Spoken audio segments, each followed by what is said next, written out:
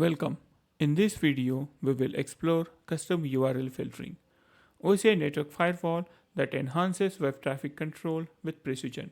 Custom URL filtering allows administrator to define access control based on FQDN for both HTTP and HTTPS traffic. For clear text HTTP transition, the URL filtering policy inspects the HTTP host and URL path headers in the client request. In the case of HTTPS transition, the policy examines the SNI field in the TSL client hello handshake to determine the URL. For TSL version after 1.3, you can only use the SNI field if it is not encrypted. OCI network firewall can control traffic using domain names, subdomains, and wildcard patterns. This feature helps to reduce attack surfaces, ensure compliance, and manage productivity.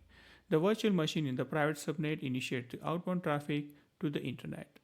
This traffic is routed through OCI network firewall placed in the public subnet. Before reaching to the internet, all URL requests are inspected by the firewall. The firewall checks if the destination URLs are allowed based on the defined URL list. You can apply custom URL filtering in both inbound and outbound directions. To configure a custom URL filtering rule, we create IP address list, URL list under network firewall policies.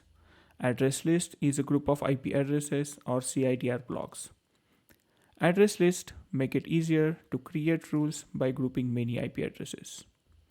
In the firewall rule, a URL list is an object that contains set of URL or domain patterns. It simplifies policy management by allowing you reference multiple websites in single rule. You can create URL list in security rule to allow or block web traffic to define destinations. In OCI network firewall, a security rule defines the conditions to allow or deny network. We can select address list and URL list to activate this feature.